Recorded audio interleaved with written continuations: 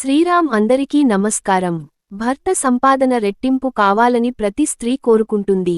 అయితే లక్ష్మీదేవి ఆశీర్వాదంతో మీ భర్త ఆదాయం విపరీతంగా పెరిగిపోయి మీ ఇల్లంతా ధన ప్రవాహంతో నిండిపోవాలంటే మన శాస్త్రాలలో వివరించిన విధంగా స్త్రీలు ఇలాంటి చిన్న చిన్న నియమాలను పాటిస్తే చాలు అద్భుతమైన శుభ ఫలితాలను పొందుతారు.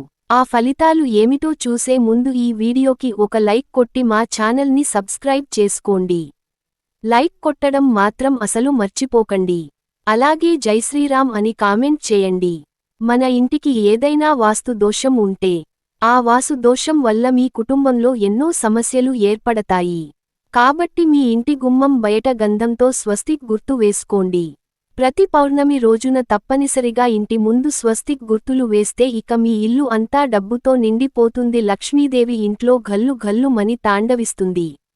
ఇక మనలో చాలామంది అప్పుల సమస్యలతో బాధపడుతూ ఉంటారు.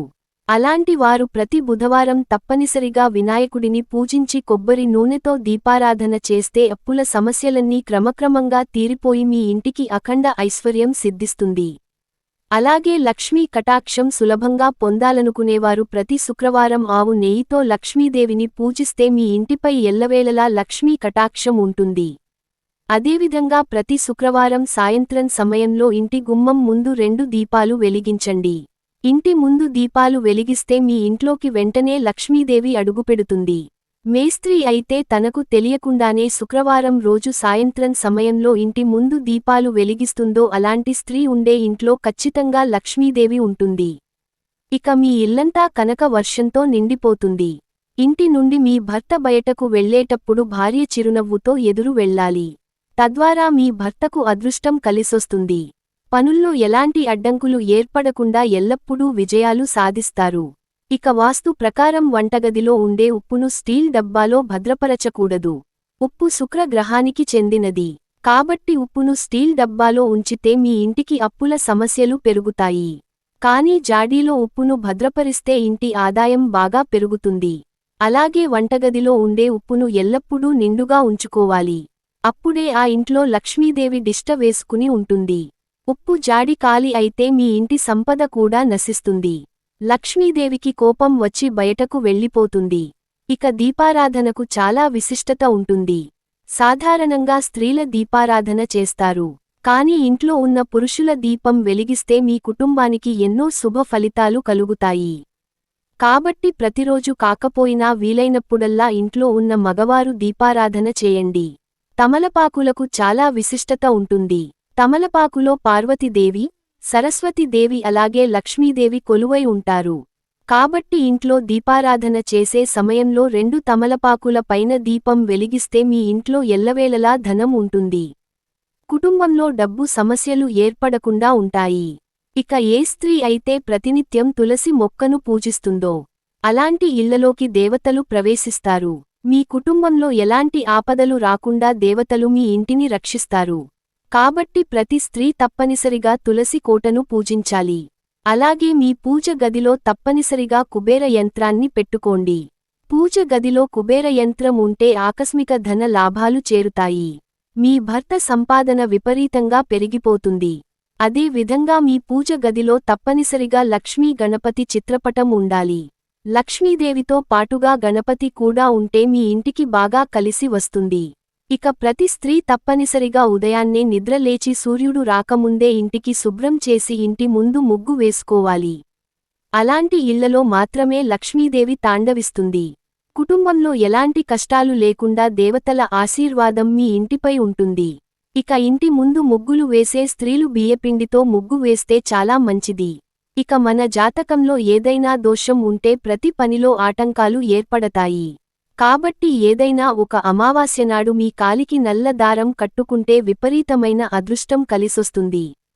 అలాగే నరదిష్టి దోషాలన్నీ తొలగిపోతాయి. ఇక మన హిందూ ధర్మంలో పచ్చ కర్పూరానికి చాలా దైవ శక్తి ఉంటుంది. వెంకటేశ్వర స్వామికి అత్యంత ఇష్టమైన వాటిలో కర్పూరం ఒకటి. ఒక చిన్న గిన్నెలో కర్పూరాన్ని పెట్టి మీ పూజ గదిలో పెట్టుకోండి. మీ ఇంటి ఆర్థిక సమస్యలు క్రమక్రమంగా తగ్గిపోతాయి. ఇక ప్రతిరోజు ఉదయం స్నానం చేసిన తర్వాత లక్ష్మీదేవికి నమస్కారం చేసుకొని ఓం శ్రీ మహాలక్ష్మీదేవియే నమః అని మంత్రాన్ని 21 సార్లు కానీ 108 సార్లు కానీ చదవండి. లక్ష్మీ కటాక్షం వెంటనే సిద్ధించి మీ ఇంటికి అపార సంపదలు కలిసి వస్తాయి. మన ఇంటి గడపను లక్ష్మీదేవిలా భావించాలి. కాబట్టి మీ ఇంటి గడపకు ప్రతినిత్యం పసుపు రాసి కుంకుమ బొట్లు పెట్టుకోవాలి. ఇలా ఏ స్త్రీ అయితే చేస్తుందో అలాంటి స్త్రీలకు నిండు సౌభాగ్యం వరిస్తుంది. అలాగే తన భర్త ఆదాయం కూడా పెరుగుతుంది. ఇక ఇంట్లో దీపారాధన చేసే సమయంలో ఎర్ర గులాబీ పూలతో దేవుడిని పూజిస్తే కోరిన కోరికలన్నీ తప్పనిసరిగా నెరవేరుతాయి. మీ పూజలకు కూడా రెట్టింపు పుణ్యఫలితం దక్కుతుంది. పూజ గదిలో శంఖాన్ని పెట్టి పూజిస్తే మీ ఇంట్లో లక్ష్మీదేవి తాండవిస్తుంది. అలాగే దేవుని పూజలో నైవేద్యం సమర్పించేటప్పుడు ఒక చిన్న బెల్లం ముక్కను కానీ 2 ఎండు ఖర్జూరాలు కానీ నివేదించండి. మీ కుటుంబానికి చాలా మంచి జరుగుతుంది. వాస్తు ప్రకారం ఇంట్లో నలుపు రంగు వస్తువులు పెట్టుకోకూడదు. నలుపు రంగు బకెట్లు, నలుపు రంగు కుర్చీలు ఇలా ఏవైనా సరే నలుపు రంగు వస్తువులు ఉంటే వెంటనే తీసేయండి. లేదంటే మీ ఇంటికి వాస్తు దోషం ఏర్పడుతుంది.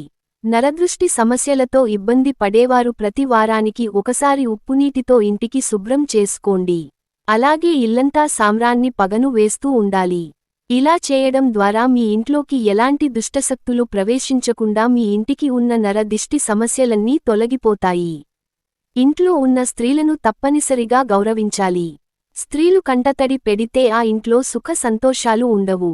ఆ ఇంటిని విడిచి లక్ష్మీదేవి వెళ్ళిపోతుంది. కాబట్టి స్త్రీలు ఎల్లప్పుడూ చిరునవ్వుతో ఉండాలి.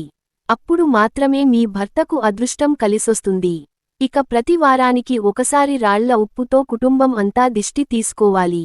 ఇలా చేయడం ద్వారా ఎలాంటి ఆపదలు దరిచేరకుండా ఉంటాయి. అలాగే మీ ఇంటి ముందుకు వచ్చిన పక్షులకు బియ్యం గింజలను ఆహారంగా వేయండి. సకల దోషాలన్నీ తొలగిపోయి సకల శుభాలు చేకూరుతాయి. అలాగే చేపలకు ఆహారాన్ని వేస్తే ఆర్థిక సమస్యలన్నీ వెంటనే తొలగిపోతాయి. ఇక ప్రతి ఒక్కరూ తప్పనిసరిగా దాన ధర్మాలు చేస్తూ ఉండాలి. మీకు ఉన్నంతలోనే పేదలకు అన్నదానం చేయడం, వస్త్రాలను దానం చేయడం ద్వారా మీ పిల్లల భవిష్యత్తు బాగుంటుంది. తరతరాల తరగని ఐశ్వర్యం సిద్ధిస్తుంది. ముఖ్యంగా ప్రతి గురువారం లేదా శుక్రవారం నాడు తప్పనిసరిగా పేదలకు దానం చెయ్యాలి. అలాగే దేవాలయానికి గులాబీ పూలను దానం చేస్తే డబ్బు పరంగా మీ ఇంటికి బాగా కలిసి వస్తుంది. ఇక ప్రతి శనివారం నాడు ఆంజనేయ స్వామి దేవాలయానికి వెళ్లి హనుమాన్ చాలీసాని చదివితే ఎలాంటి కష్టాలైనా వెంటనే తొలగిపోయి కోరిన కోరికలన్నీ తప్పనిసరిగా నెరవేరుతాయి. ఈ విధంగా చిన్న చిన్న నియమాలను పాటిస్తే మీ ఇంటి పేదరికం తొలగిపోయి మీ భర్త ఆదాయం విపరీతంగా పెరిగిపోతుంది. ఇలా ఈ చిన్న చిన్న నియమాలు పాటిస్తే మీకు మీ కుటుంబానికి ఎలాంటి కష్టాలు మీ దరిచేరకుండా మీ భర్త ఆదాయం బాగా పెరిగిపోతుంది. జై శ్రీరామ్.